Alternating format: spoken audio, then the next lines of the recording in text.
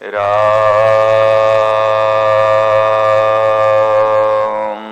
राम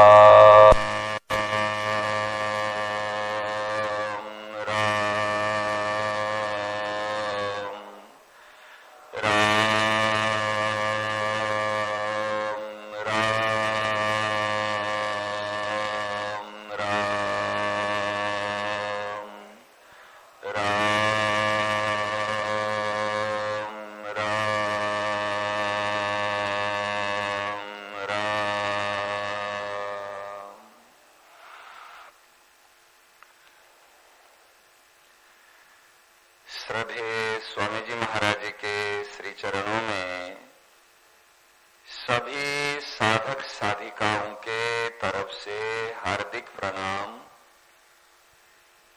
सभी सत्संग प्रेमी भाई बहनों को सप्रेम हरिस्मरण।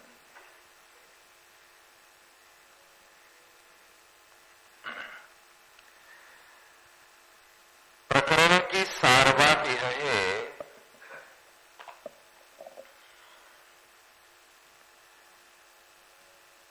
हमारी महत्व बुद्धि हमने कहां लगा के रखी है? महत्व बुद्धि कहां है? हमने किसको महत्व दिया है?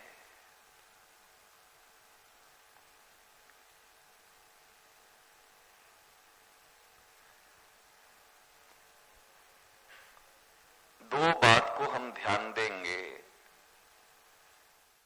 संबंधियों की सूचियों में हमारे जीवन में जितने भी संबंधी है, जिन जिन व्यक्तियों के साथ में हमारा संबंध है, संबंधियों की सूचियों में प्रथम नंबर संबंध, प्रथम नंबर नाम किसका है? बड़े गंभीरता से, बड़े ध्यान से बात को सुनना।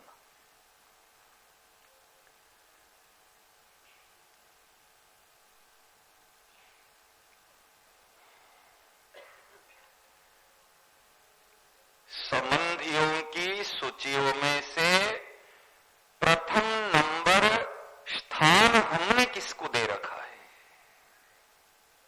दूसरी बात, इच्छाओं की सूचियों में से प्रथम नंबर इच्छा क्या है?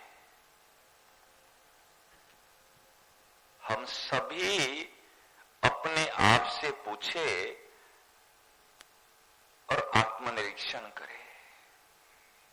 महाराज जी, ये हम सारे साधकों के लिए बड़ी दुख की बात है। ये महाराज जी का प्रवचन रूप से नहीं, उनके हृदय की वेदना को हम समझे। कितने सालों हो गए, कितना दिन चला गया, कितना समय चला गया, हम कहां बैठे हैं?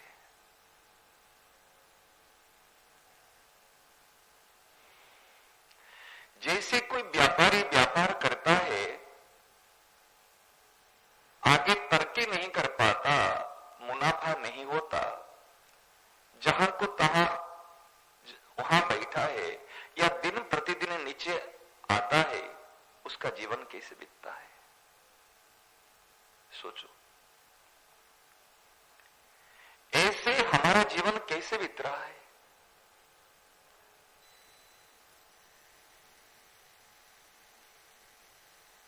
कितनी पीड़ा है। महाराज जी का सुगम से सुगम उपाय हम सभी के लिए बता रहे हैं।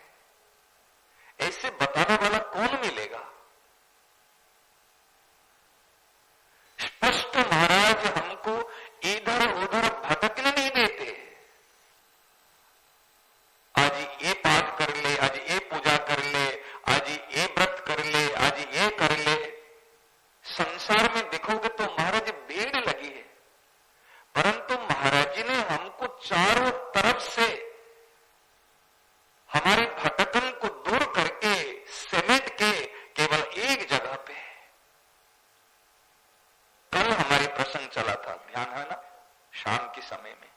बिल्कुल महाराज जी जो बात कभी कभी हृदय से आती है तो महाराज जी के प्रवचन से जब वो बात मिलती है जैसे कोई मोहर लगा दिया हो, ये प्रूव्ड है। हमने जीवन में प्रथम स्थान किसको दे रखा है, विचार करें। जितने भी संबंधी है हमारे जीवन में, कल बताया था ना, एक लड़की प्रथम स्थान पहले मां को दिया था। पढ़ी, जन्मी, पढ़ी लिखी, बड़ी हुई, जब सगाई हुई एक लड़के के साथ में 25 साल का संबंध, जो आज इतने 25 साल के साथ जिनके साथ में रही, 25 साल से जिसका संबंध था और मां को उन्होंने प्रथम स्थान दिया था, फिर और कई स्थान में दूसरा, तीसरा, चौथा, पांचवा स्थान के लिए, परंतु उन्होंने तुरंत ओवरटेक किया और हाई जंप किया। इतने संबंधियों से ओवरटेक करके, हाई जंप करके तुरंत अननोन पर्सन को प्रथम स्थान दिल में दे दिया। कितना समय लगा, कौन सी व्रत पूजा की, कौन सी साधना की, कौन सी गीता, रामायण, भागवत, कौन से वेद वेदांत इतिहास पुराण सुनी, विचार करो ना। गांव में रहने वाली पढ़ी लिखी लड़की नहीं है, जंगल में रहने वाली ऐसे भील जाति के जो भी कुछ भी नहीं जानते, लेकिन जहां पर उनको पता है ये मेरे पति, तो उन्होंने सारे संबंध को ओवरटेक करके, हाई जंप करके तुरंत उसको दिल में बैठा दिया, ये मेरे पति है। समझ रहे ना। और कितना समय लगा, कितना समय है। संसार का संबंध चाहे अनादिकाल से है, लाखों जन्म से है, लाखों जन्म का अंधकार और एक सेकंड का प्रकाश, एक सेकंड का प्रकाश लाखों जन्म का अंधकार को तुरंत भस्म कर ले, दूर कर ले। ऐसे हम सोचते अरे ये तो संस्कार पड़ा है, ये तो स्वभाव पड़ा हुआ है, ये बहुत समय का है, जल्दी थोड़ी होगा, धीरे धीरे मिटेगा, धीरे धीरे सुधरेगा। महाराज कुछ भी नहीं। संतों की आज्ञा पालन करके केवल स्वीकार और अस्वीकार, ये दो चीज हमको ही करना पड़ेगा। सिंदूर वाली बात बताया था, सारे काम और कोई कर लेगा, लेकिन लड़की के माथे पे पति ही सिंदूर लगाएगा तब विवाह होगा। सिंदूर माने एक दृष्टांत है सनातन संस्कृति के हिसाब से, केवल स्वीकार।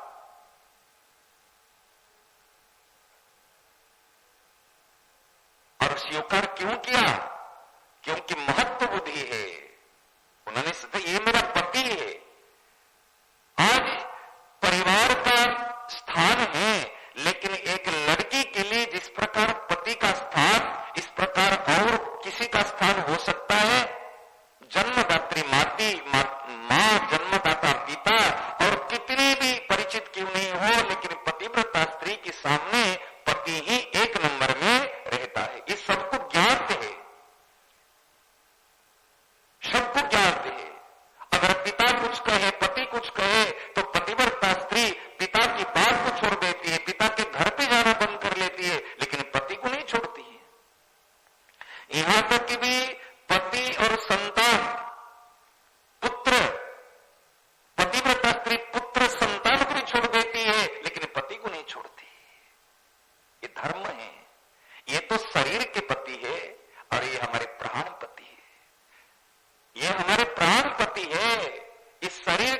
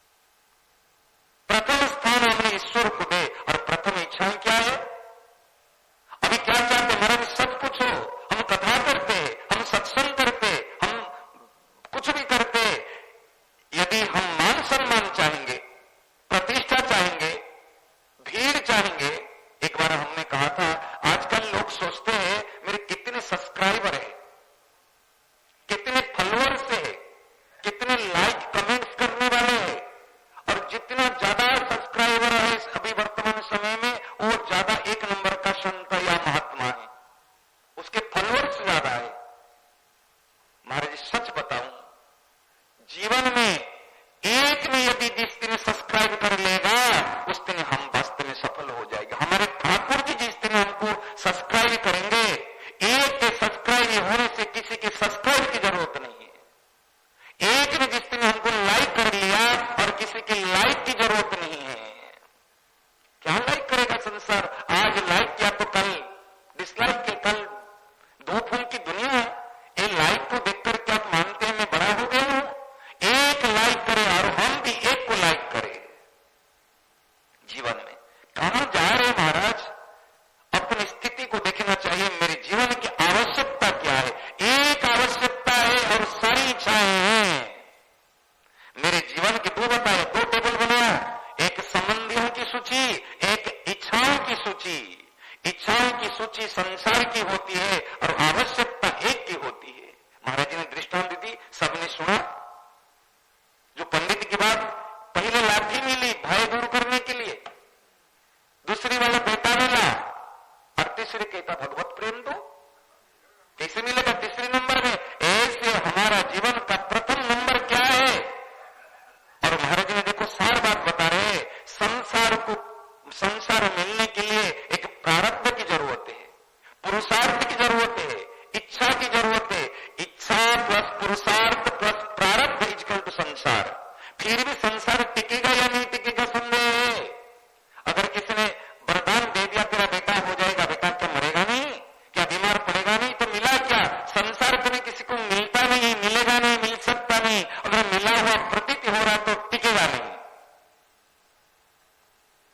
और परमात्मा जो कहते वो श्वास की तरह, हवा की तरह मिले हुए हैं, तो उसकी अनुभूति कैसे होगी? अनुभूति होगी एक आवश्यकता, ना पुरुषार्थ की जरूरत है।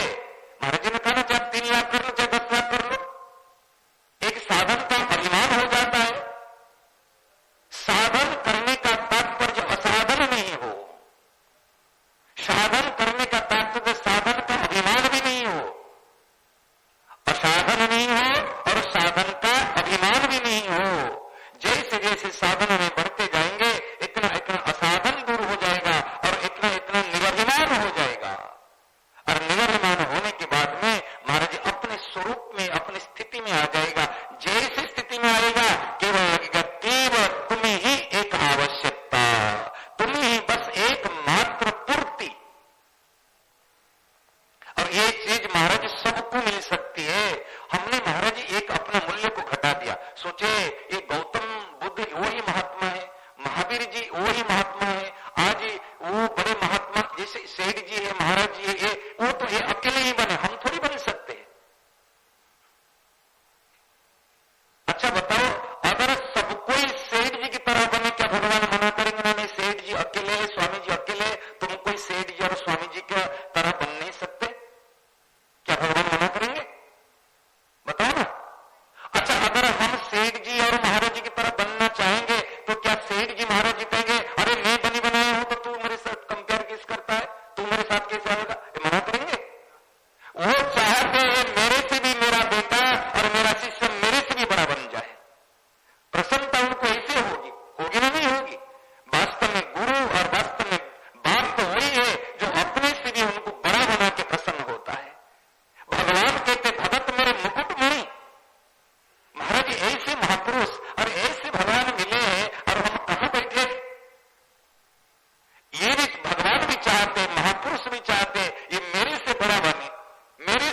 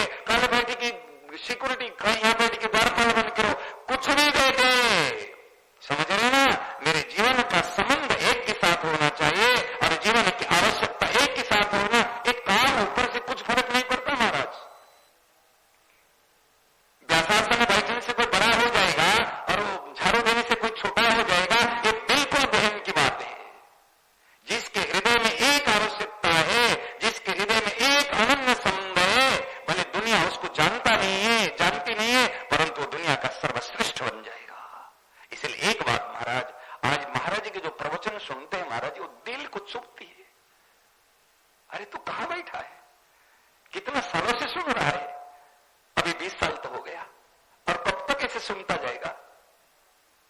जब जीवन मिलेगा मेरे जीवन धन प्रसन्न होंगे, जब जीवन मिलेगा तो मेरे सेठ जी, मेरे महाराज जी प्रसन्न होंगे। उनकी प्रसन्नता तो ही जीवन होना चाहिए। नहीं, सबका सम्मान हमारा जीवन है, उनकी प्रसन्नता ही साधक का जीवन है। सबका सम्मान हमारा जीवन नहीं, ये सबका सम्मान हमारे साधना में व्यवधान है। साधक वहीं रुक जाता है, जितना सम्मान मिलेगा साधक की रुकावट आ जाएगी। सही ना? नहीं, इसलिए हमको सम्मान नहीं चाहिए, हमको जीवन चाहिए, और जीवन के लिए उनकी प्रसन्नता, और प्रसन्नता के लिए आज्ञा पालन, और आज्ञा पालन में भी सर्वोपरि है एक नंबर स्थान देना और एक आवश्यकता का अनुभव करना। यही सार बात है। हे नाथ, हे मेरे नाथ, मैं आपको बोलू नहीं। हे मेरे नाथ, हे मेरे प्राणनाथ, कोई भी आपको भूले नहीं। हे मेरे प्यारे, हे मेरे प्राण प्यारे, कोई भी अपने आपको भूले नहीं। एकदम शांत चुप। सुन के केवल हम उठेंगे नहीं, इस चीज को गहराई से मनन, आत्मनिरीक्षण करेंगे। ये सबके चरणों में मेरी प्रार्थना है और निवेदन है।